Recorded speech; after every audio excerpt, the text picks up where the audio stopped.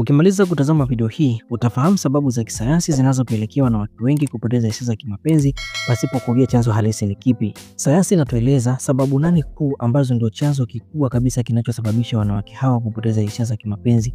Ili ufahamu sababu hizi, hakikisha kwamba video hii unatazama mpaka mwisho ili uweze kujua hizo sababu ambazo sayansi imeziwekea mkazo na kuzieleza kwa kina kwamba ni kwa nini wanawake hawa wanapoteza hisia za kimapenzi. Sisi kama Naturemed Supplier tuna program maalum ambayo tunawasaidia wanawake wote ambao wanapoteza hisia za tendo la ndoa na kurudi kwenye afya zao za kawaida na kuweza kufurahia mapenzi yao. Kama wewe ni muhanga wa changamoto hiyo kupoteza hisia za tendo la ndoa, wasiliana nasi ili tuweze kukusaidia kuondokana na changamoto hiyo. Mimi ni Dr. Mkina kutoka Naturemed Supplier. Namba za simu zinapita chini ya screen ya video hii. Unaweza ukapiga kwa kuomba ushauri au kuhitaji tiba zilizoandaliwa kwa misingi ya kibiolojia. Na kama ni mara ya kwanza kukutana na video zetu, na kuomba sana bonyeza neno subscribe chini ya video hii na kuwasha alama kengele ili uweze kuona hizi video zetu za afya pale tunapozi upload.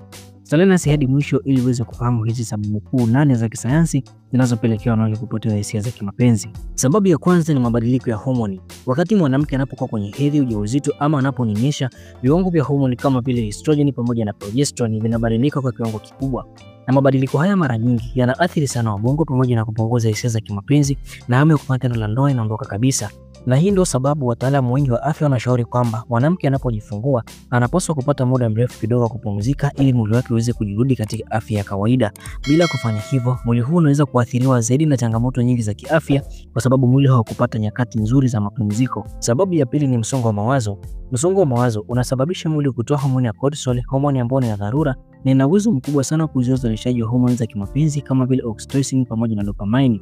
Na hivyo mwanamke inampeleka kukosa hisia za kimapenzi, kuharibu uhusiano wake wa kimapenzi kiujumla. Wataalamu wengi wa afya wanasisitiza kwamba mwanamke anapaswa kupata utulivu wa mwili kwa sababu mwili wake ukikosekana kwa utulivu, homoni hizi za kimapenzi zinashindwa kuzalishwa na baadaye kukosa kabisa hamu ya tendo la ndoa, kitu ambacho kinaweza kuathiri uhusiano wake wa kimapenzi ama wa kindoa. Sababu ya tatu ni uchovu wa mwili pamoja na akili. Wanawake wengi wanapokumbwa sana na majukumu mengi kama vile kazi, watoto wa nyumbani pamoja na majukumu mengine ya nyumbani, mwili unakosa nguvu kabisa pamoja na ubongo unashindwa kujikita katika hisia za kimapenzi, kitu ambacho kinampelekea mwanamke kushindwa kabisa kustahimili mazingira hayo ya kimapenzi pindi anapokuwa na mume wake au mpenzi wake.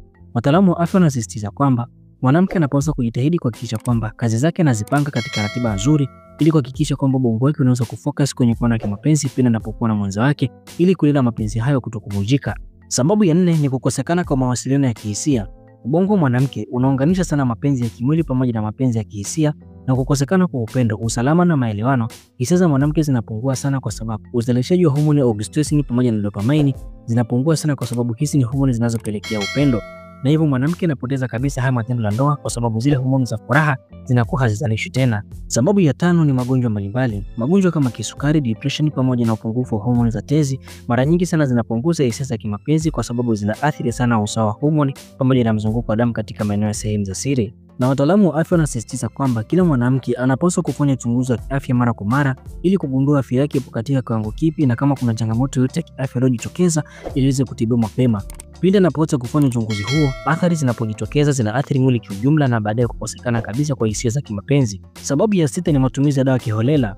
Dawa kama vile za usingizi, dawa za kupunguza msongo wa mawazo ama dawa mbalimbali za kupanga uzazi mara nyingi sana zinabadilisha mfumo wa homoni na kuathiri sehemu za ubongo ambazo sehemu hizi za ubongo zinahusiana na hamu ya kimapenzi. Wataalamu wa afya wanasisitiza kwamba kabla kutumia dawa yoyote ni vyema kupata mwongozo wa kitaalamu ili uweze kutumia dawa kwa mpangilio mzuri na wa kitabibu ili uweze kuepukana na changamoto ambazo zinaweza kujitokeza ambazo zinaweza kusababishwa na matumizi ya dawa kiholela. Unapokuwa unatumia dawa kiholela ni rahisi sana kuathiri mwili wako kwa sababu unatumia dawa bila kiwango sahihi ambacho kinahitajika ndani ya mwili wako. Sababu ya 7 ni kukosekana kwa kujiamini. Kisaikolojia, mwanamke anapojihisi kwamba muonekano wake mbele za watu haupo sawa, anajiona kwamba hafai na anaona kwamba hana mvuto, na hiki ni kitu ambacho kinampelekea kupoteza hamu ya kimapenzi kwa sababu ubongo wake umejikita zaidi kwenye upande wa huzuni na aibu kuliko kwenye furaha. Wataalamu wa saikolojia wanaeleza kwamba ni muhimu sana mwanamke kujijengea kujiamini na kuto kujiona hana thamani mbele za watu, kwa sababu hii kujiamini kwake kunaweza kumpelekea kutengeneza homoni nyingi za furaha ndani ya mwili wake, kitu ambacho baadaye kinaweza kumpelekea kupata furaha ya kimapenzi pindi anapokuwa ameingia kwenye ndoa ama mahusiano yoyote. Sababu ya 8 na ambayo ni sababu kubwa zaidi ni kukosekana kwa mapenzi ya kweli au kuchoka mahusiano. Kihisia ni kwamba ubongo wa mwanamke unapokosa msisimko wa upendo au mambo mapya kwenye mahusiano hayo, mara nyingi sana uzalishaji wa kemikali za furaha zinapungua sana kama vile dopamine ndio inapungua kwa kiwango kikubwa. Na hali hii inapelekea hisia hizo kupungua taratibu na baadaye kupotea kabisa. Ni wazi kwamba umefahamu hizi sababu 8 ambazo zinapelekewa na watu wengi sana kupoteza hisia za kimapenzi, kitu ambacho kinawafanya naishi maisha magumu kwa sababu hisia za mwili zinakuwa hazipo kabisa. Sisi kama Naturemed Supplier tuna program maalum ambayo tunawasaidia wanawake wote ambao wanapoteza hisia za tendo la ndoa na kurudi kwenye afya zao za kawaida na kuweza kufurahia mapenzi yao. Kama wewe ni muhanga wa changamoto hiyo kupoteza hisia za tendo la ndoa, wasiliana nasi ili tuweze kukusaidia kuondokana na changamoto hiyo. Nina matumaini makubwa kwamba mpaka hapo tulipofikia umejifunza sababu kadhaa zinazopelekewa na watu wengi kupoteza hisia za kimapenzi, na kama ni mara yako kwanza kukutana na video zetu, na kuomba sana bonyeza neno subscribe chini ya video hii na kuwasha alama ya kengele ili kwanza kuona hizi video zetu za afya pale tunapozi upload. Na kama una jambo jingine ambalo unalifahamu linaloweza kupoteza hisia za kimapenzi kwa wanawake, tuandikie hapo sehemu ya comment ili na wanawake wengine wapate kuelewa na kujifunza na kuweza kupokana na changamoto hizo. Na kama unahitaji ushauri wote wa kiafya au unahitaji dawa zote zilizoandaliwa kwa misingi ya kibiolojia, namba za simu zinapita chini ya screen ya video hii. Unaweza kuwasiliana nasi ili kuweza kutimiza hitaji lako. Mimi ni Dr. Mkina kutoka Naturemed Supplier, ambapo tunahitaji kuhakikisha kwamba kila mwanadamu anapata afya njema kutokana na vitu asilia. Asante kwa kutazama video hii mpaka mwisho. Barikiwe sana na tukutane tena kwenye video zingine zinazofuata.